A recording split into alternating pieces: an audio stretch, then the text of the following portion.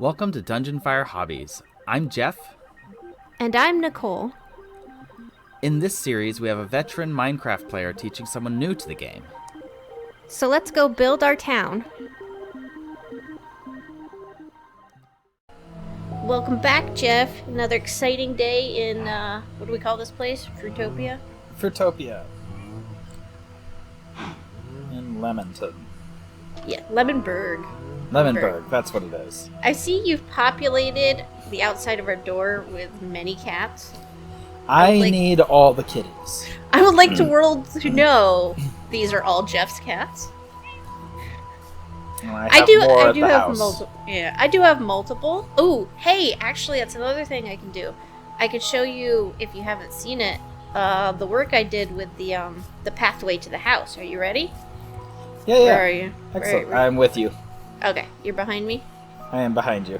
Alright, Lurking. I'm gonna be your tour guide up to the as of yet unnamed manor house that we have.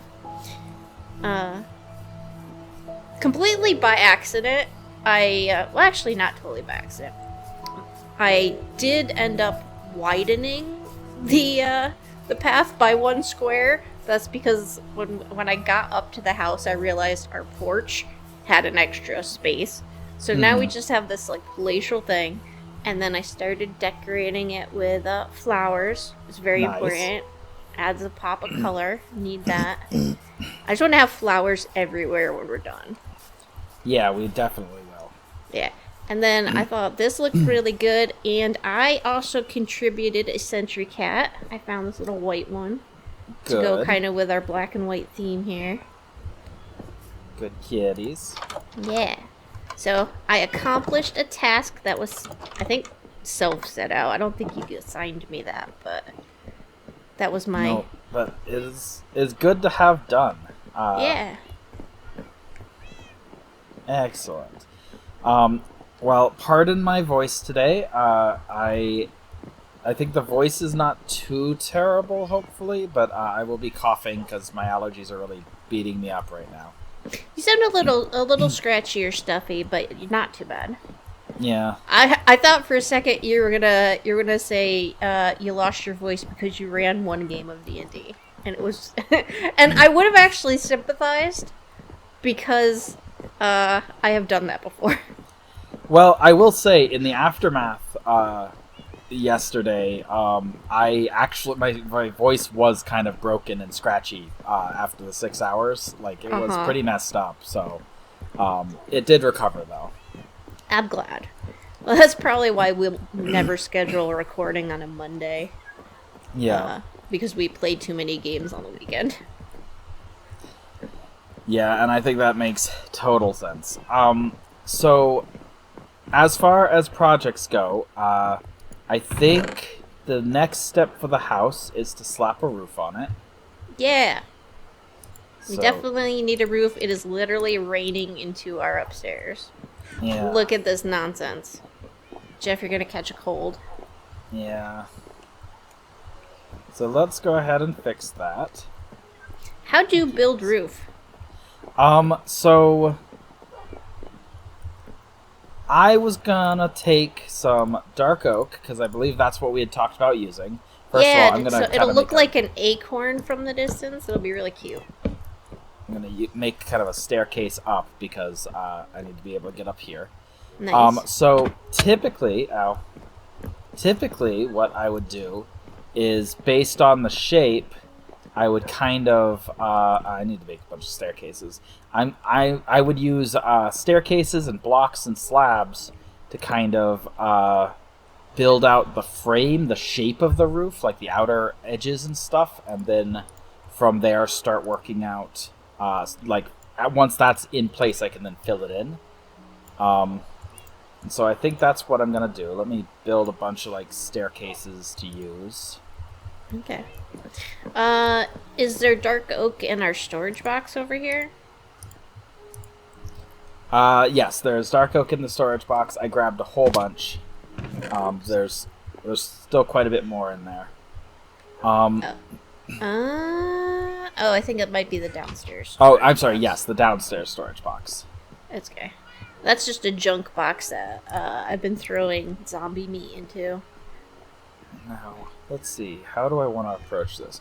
Typically, what you would do is you'd take like the long end of the building and start the roof that way, so the roof kind of goes in the shape of the building.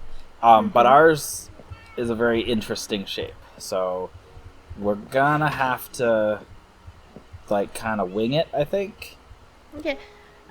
So I need to make dark oak. I'm looking for the crafting material here. Planks, is that what we're using? Yep. Planks, and I will be using a bunch of stairs, and there's also slabs we can use. It depends on... It basically depends how steep do we want the roof to be. Do we want it to be like a high pointed roof, like a fantasy medieval kind of thing, or do we want it to be more gently sloping, or somewhere in between? Both of us are addicted to high fantasy, so I think we just we lean into that. Okay, I think that is fair. So let's see about getting kind of a rough shape in. This will be a kind of high roof. Oh gosh. Okay. Pointy kind of. Yeah, at the moment I'm kind of building out the rough shape.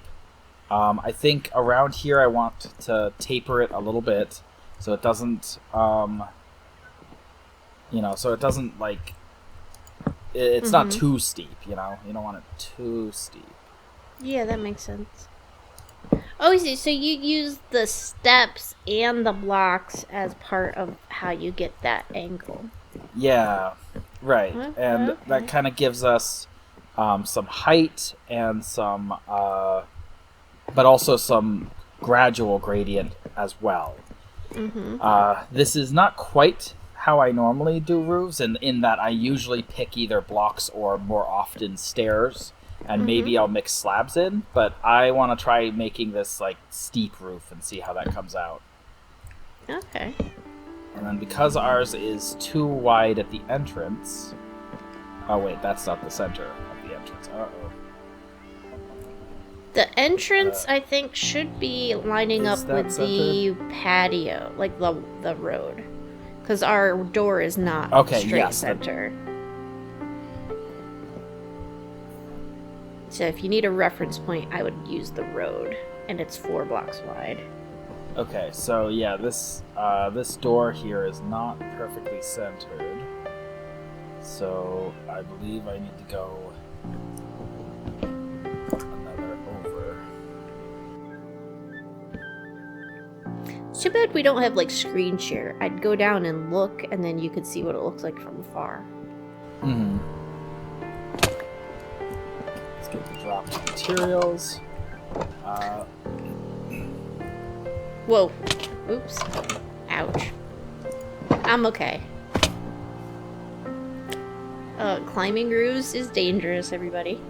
Just so you know. Climbing roofs is dangerous.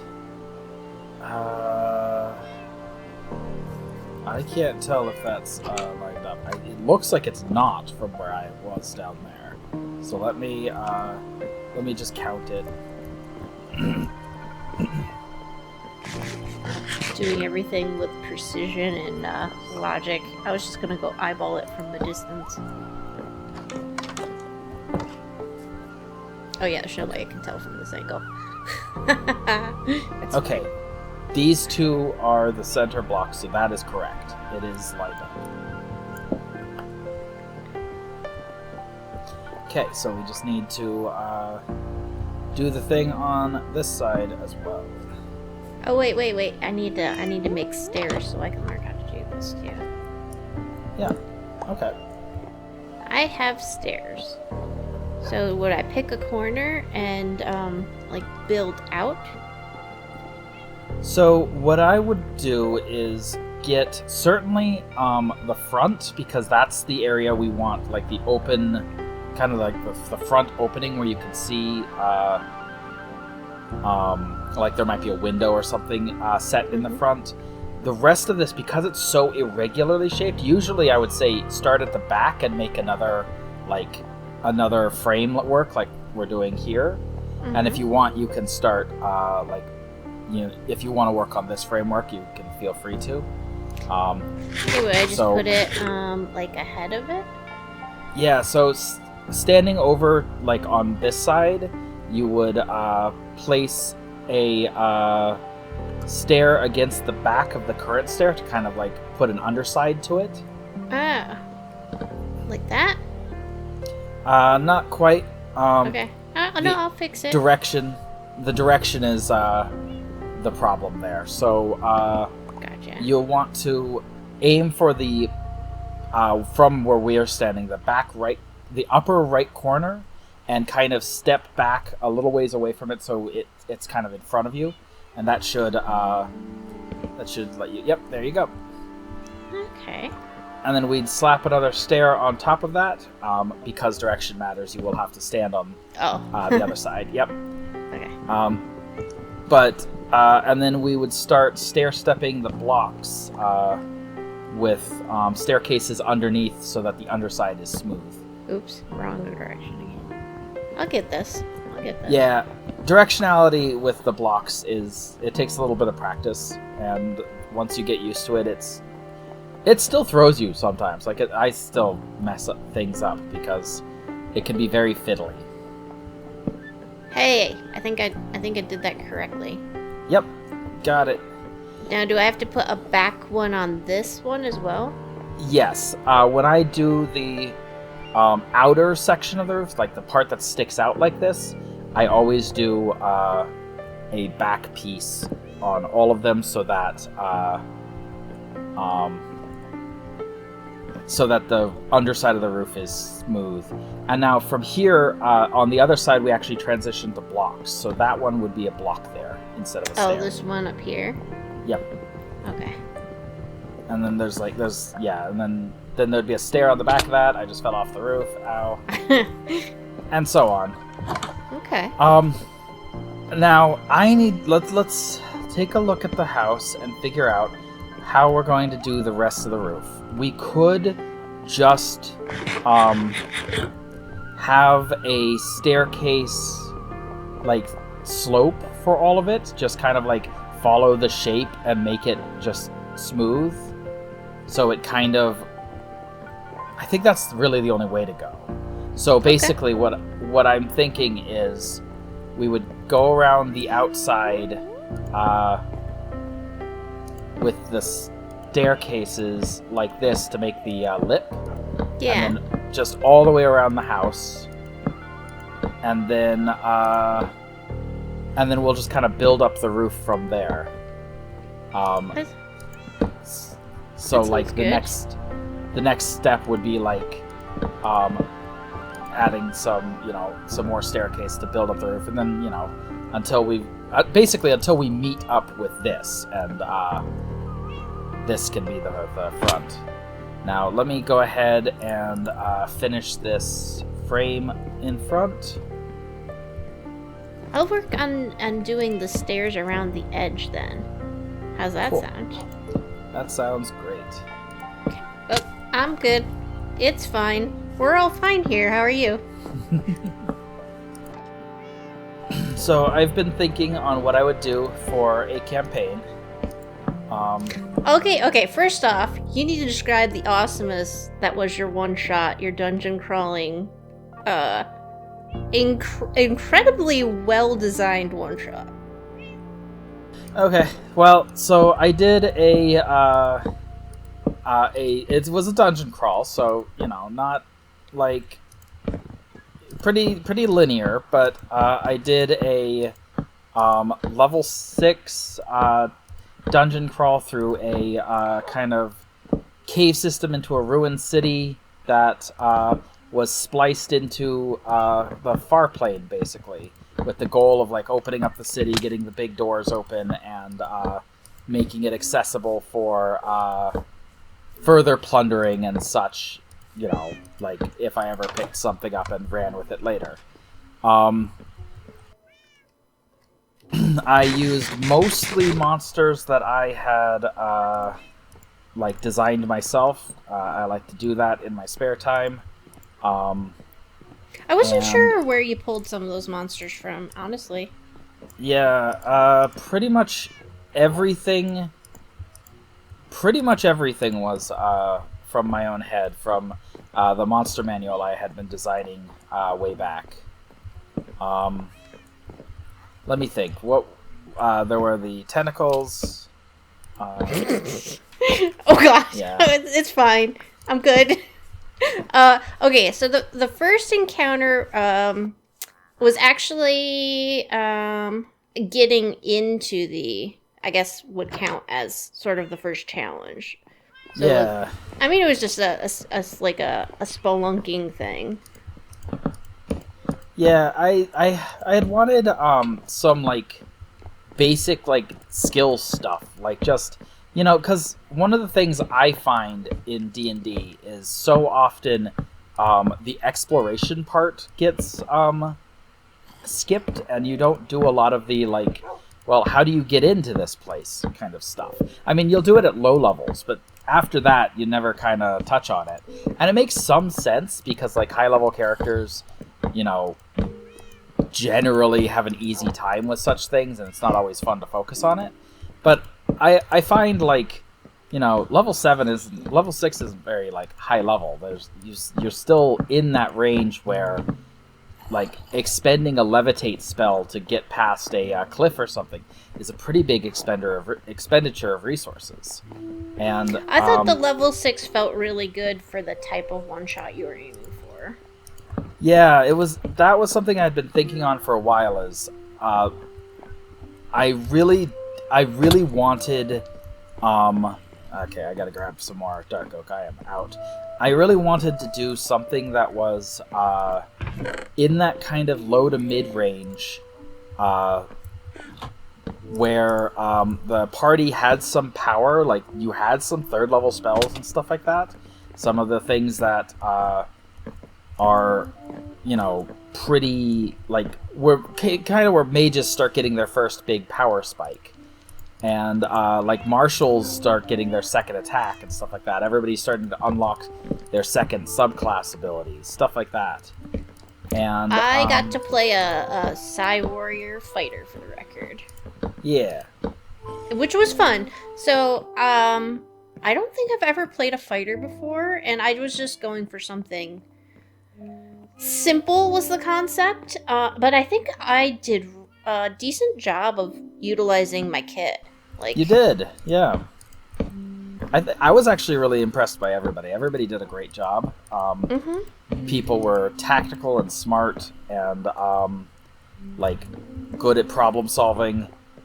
It was all very well done. And then for I think part of that comes from us being very familiar, like a gaming group, having played many times together, and also you had a really good pacing. It never felt like we were being rushed. So with the dungeon crawling element to it, the exploration actually felt pretty natural, even though you had a timer. Like there was a 3-hour timer, like window of opportunity before consequences. But I did like that you didn't rush the experience. That was really good, Jeff.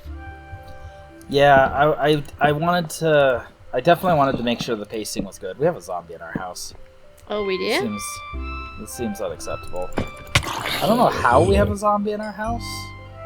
Well, Must have spawned on like the staircase or something. Yeah, because they can't spawn in areas that are lit, so there must just be a dark spot. I mean, it could have wandered in through the window, right? Yeah, that's definitely what's happening. They're wandering into the back door. Oh, I just encountered another one. Oh, I don't have food. I do have a cat back there, but I guess they don't deter zombies. Not zombies, no. That's just creepers. Okay. Let's close that door, though. It's not going to matter Probably too good much, call. because there are windows, and they're big windows, but...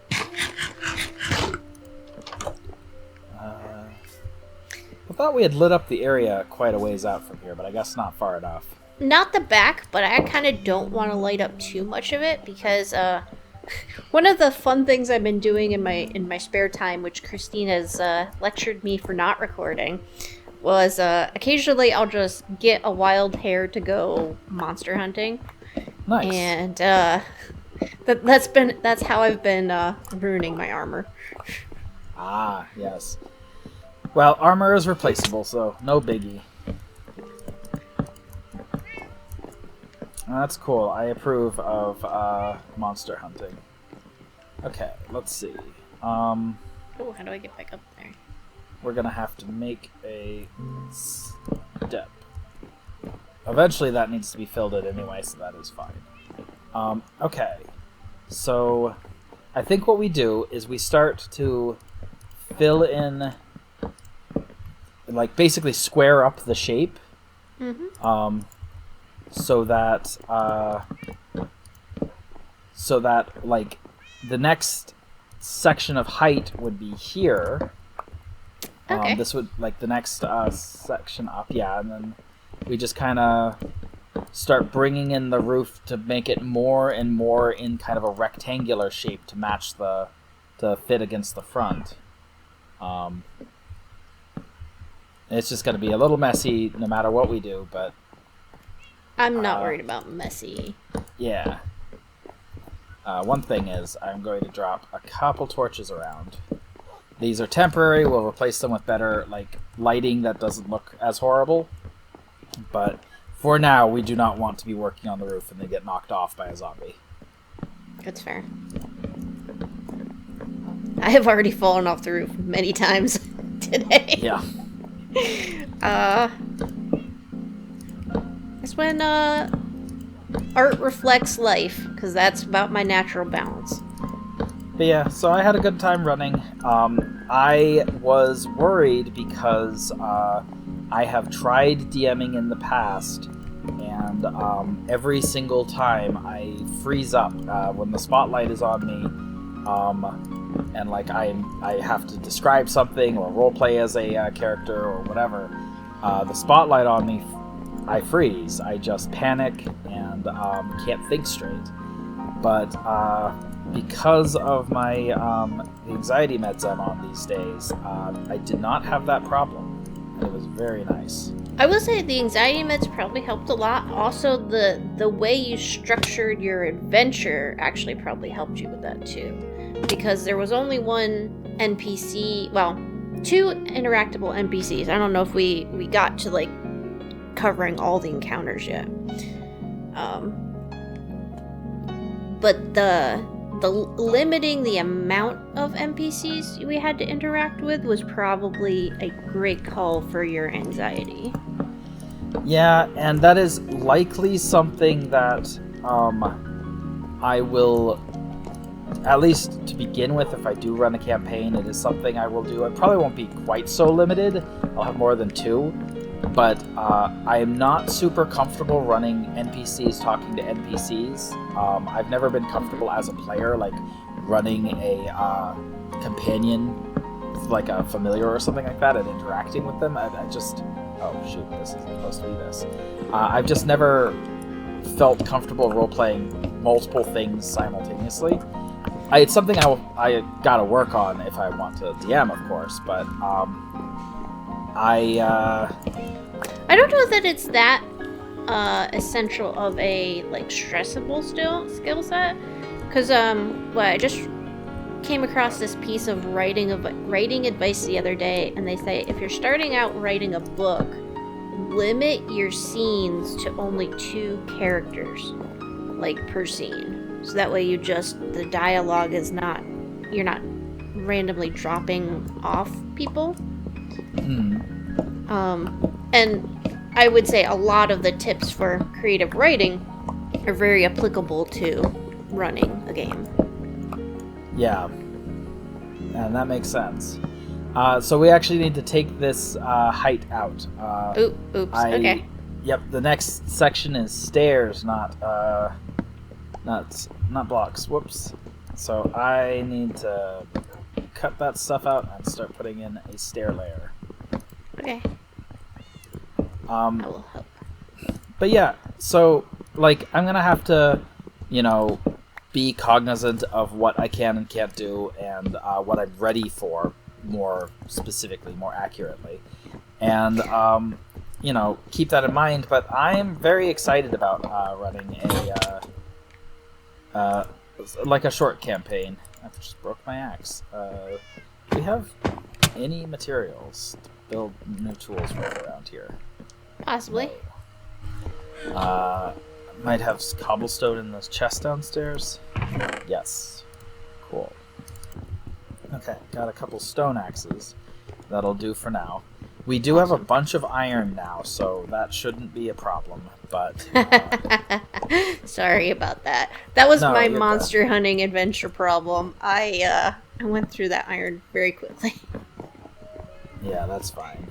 Well, it started off, I wanted, because we only had the one fishing pole, right? So I was like, okay, my goal is I'm going to build a fishing pole. And I needed to find spiders for that. But we didn't really have any around town, so I had to make these sort of concerted dives into the darkness. Mm-hmm. But it worked. It worked. I just, I kind of went through a lot of stuff in the process of doing that. And that's I fair. did succeed in creating a fishing pole, though. Nice. Is excellent.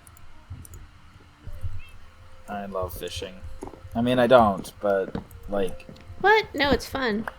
It can be fun, yeah. It's something I do sometimes. In the other world that Stone and I made, I spent, like, pretty early on, I built, like, my first building was a fishing hut because I spent so much time fishing I needed a storage place to keep all of the fishing materials that I was getting. The fish, the saddles, all the just miscellaneous stuff you fish up. Because I was just spending an unreasonable amount of time fishing. I could not tell you why, but it was fun. It's soothing. Yeah. Oops. It's fine. I got this. Almost have this brought up. Oops. And then, It's fine. I got this. and then what I think we might do is kind of...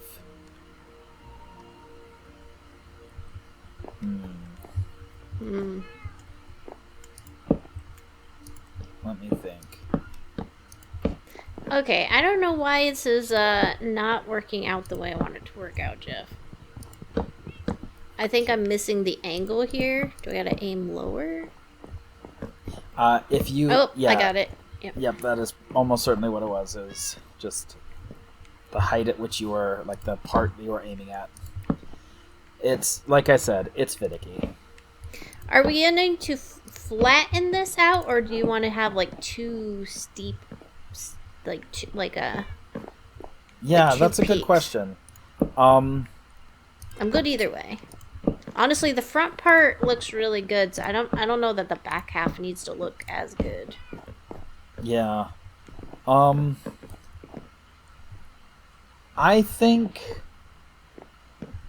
I mean, we could put like a little, like, poke-up tower kind of thing sticking out of it. A tower? We can have a tower? How do we get a tower? Yeah, let's figure this out. So, what we might do is... What if... fill this What if we have a tower coming up from the second floor, or maybe like the staircase just spirals all the way up? Yeah.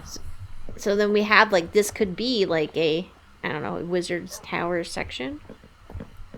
That's a little bit, maybe that's a little bit complicated. No, not really. We could do something like that. Do you want to do it out of stone? If Yes. it's going to be more wizard towery? Okay, let's grab some Absolutely. cobblestone. Some of this we're going to need as staircases, I'm sure. You know what? Probably not, actually, but that's okay. I made some.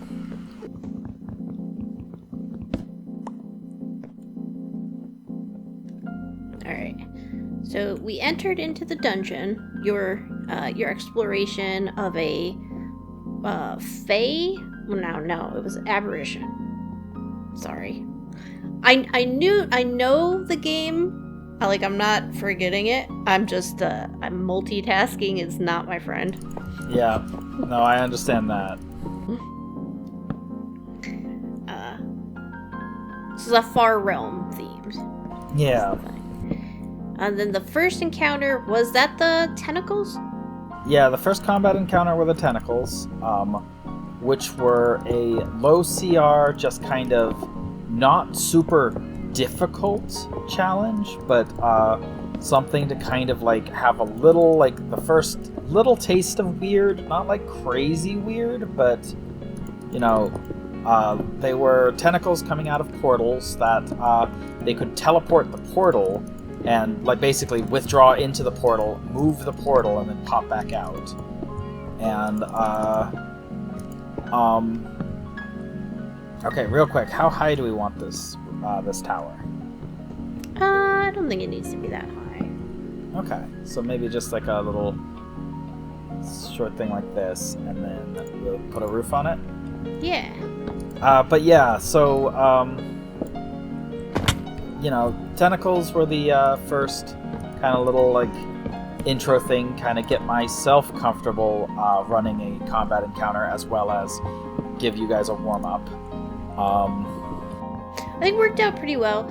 I did try to see if they were, knowing you, and I will say there was a little metagaming here. Knowing you, I figured at some point you were going to have encounters that were possible to interact with without combat. So I wasn't sure if we could have snuck past the tentacles or distracted them. So that's why when I had my character use the dancing lights, I was just testing it out. Yeah, I think there's a universe in which a solution could have been found that was not combat. I would have allowed if you guys had a idea for distracting the whole group of them and getting past. The problem was it was so narrow a space, there just wasn't a lot of squeezing room. Well, I'm not actually the combat part was fun, but I did approach it as if I was testing the waters first. And then I think the combat went really well, in spite of the fact that you crit me 4 times. Yeah, so Brim, your character had a hard time of it. There were a lot of crits. I think exclusively on me. Yeah, exclusively on you.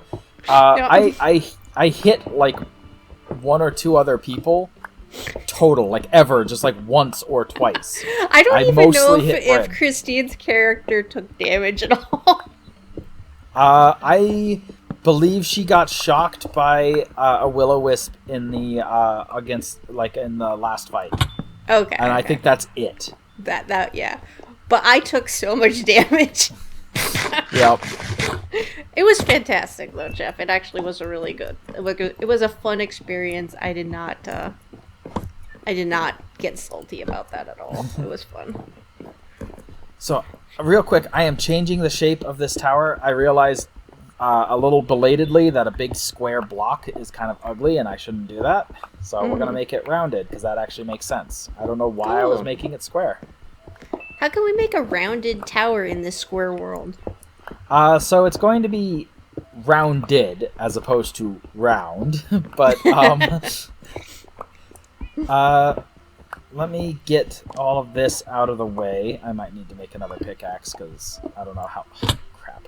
I don't know how long this one's going to last. Especially if I keep falling and landing on it.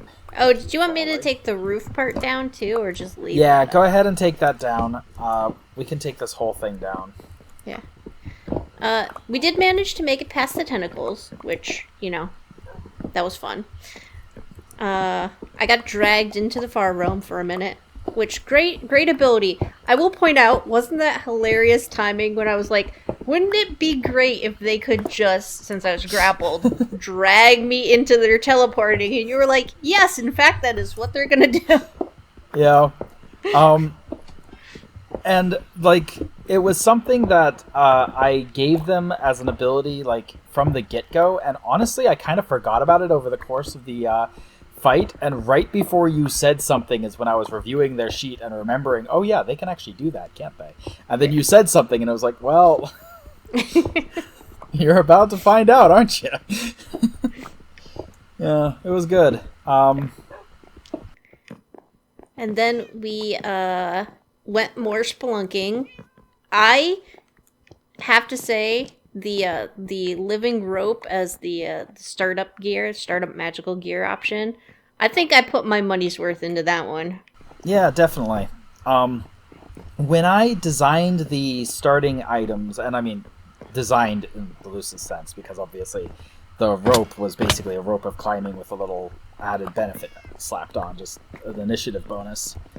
But when I put those together, I was very careful to make sure every single thing could be used productively in the adventure, because, you know, if I give you a rope of climbing and then there's nothing to climb, that's just lame, you know?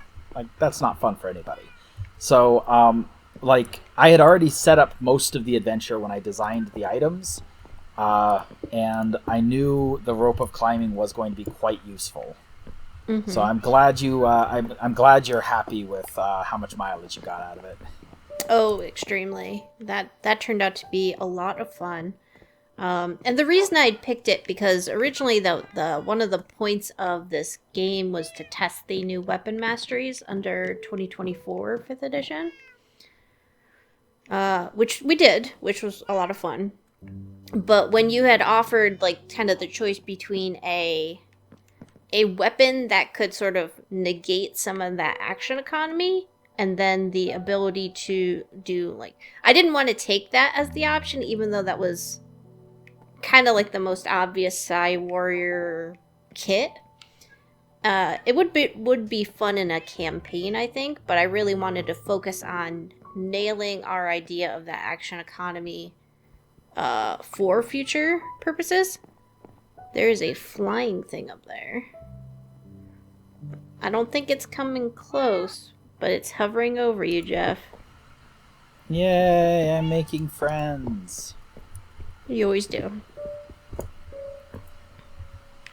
So that's why I didn't go with that more, the package that was more for Psy Warrior, was I wanted to actually make a trial of the action economy for stowing and pulling weapons and switching out their masteries and that sort of thing.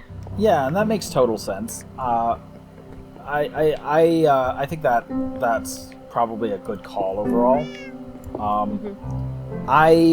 I kind of figured that at least some people weren't going to take the things that were obviously, like, this is clearly meant for you. But, like, I needed to have some things in there that were, like, clearly meant for people. But, you know, because, you know, with the small selection, I didn't want anybody to go, well, nothing here is useful to me or is something I want. I wanted to make sure everybody had things that they could be interested in.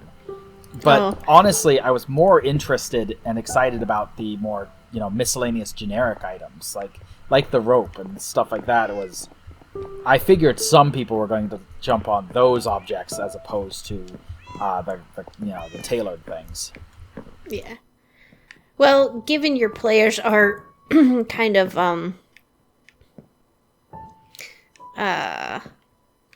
the word is escaping me right now. We're a very mercurial bunch. I wasn't surprised that I don't even know if anybody picked the tailored options. Did Christine? No. Okay. Nobody picked the tailored options, which was cool. That tracks. But honestly, a lot of them were the more boring options. Yeah. And then, I mean, Stone changed his character like 3 times. Yeah, so Stone picked the closest thing to a tailored option, because the thing is that his tailored option was for when he was planning on doing the apothecary class, the Dungeons of Drakkenheim class, and he changed so last second, I didn't have time to make him a new tailored thing, so I just kind of said, okay, closest thing is this armor I had already had, do you want it? And he was fine with it. He was happy to take the armor. No, he got to use it a couple times. Yeah, it came Christine up. got to use the ring, which, I apologize, I don't even know what it did.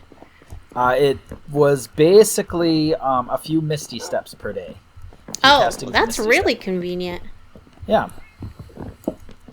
I think I won narrative flavor with my awesome rope that could just go anywhere.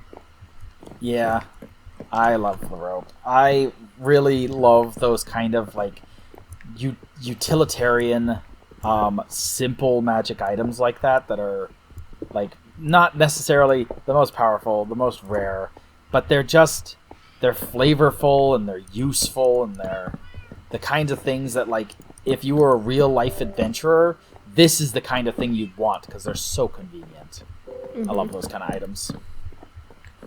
And we did get a non-combat encounter, was our second one, when we got to meet not an alien. I'm guessing it's some sort of constructed far plane thing. Yeah, so first was a... I actually don't even have a name for the species. I was telling Stone this. Like, he knows about the species because I've talked to him about drawing them. There's something that I've planned on having in my setting for a while, particularly when, especially early on, I was thinking about running my campaign in that city, and have since changed my mind. But basically, one of the factions that, when that city, you know, becomes filled with people, and like people are trying to like, you know, loot the ruins and do all the Drakkenheimish kind of feeling things, one of the factions that works in that city are those guys, and they are basically they're kind of like sensory organs of a great old one. They're interesting, people made by a great old one who are independent, but like anything they experience, she experiences. So they're encouraged to do things that are like interesting and like that tie in with, you know, mortals and stuff, because this great old one is very fascinated with the mortal plane and does not understand it because it's as alien to her as her plane is alien to like us, to people of the material plane, and she's fascinated. She's a creature of knowledge and curiosity, and has even chosen a pronoun for herself, a gender, though she doesn't entirely, like, maybe she understands it. Her little creatures don't necessarily understand what it means, but they kind of go along with it. They're so like it, you know, these entities are like, they are sentient, sapient. They are capable of independent thought and making decisions and stuff, but they're also inexorably tied to this old one, and the like faction, if I ever do run you know, an arc there or something, like if I run the campaign 1 to 5 or 1 to 7, and then I, you know, pick it up later and run the, like, you know, 6 to 10 or whatever, it might be set in that city, and the faction there are First and his other entities, and they're basically the mercantile faction. They, like when First traded with you, giving you potions and scrolls and stuff in exchange for esoterics like you know, childhood memories and things like that. They would do those kind of weird trades, though at that point a lot of the trades, like some of them would be RP things. Like, that was one of the ideas, was since we don't have a lot of opportunity to explore these characters in a one-shot, First would give you the opportunity to like share some of your childhood stuff, or like the things you love, the things you care about. Those kind of things could come up through this roleplay encounter. And so the faction version of this would have some of that, but a lot of it would also be like, we want, you know, they would want specific things from like the city or from the surrounding countryside or whatever. Like they'd want things that don't seem to have value, but still require you to go a little bit out of your way, because obviously I can't just give you a whole bunch of free potions and stuff. Yeah, no. Oh man, I'm so mad I couldn't come up with a metaphor, but my brain was not functioning at that time. I think I did good on the childhood memory, though. Yeah. Alright, I did mess up some of these, steps up here for the roof, if you wanted to fix that, Jeff. Yeah, I'll work on that. Real quick, I'm running back to town to see if we have more dark oak, because I am out, and that is a problem. Looks like we've run out of materials for today. So that wraps it up for now. Thanks for playing along.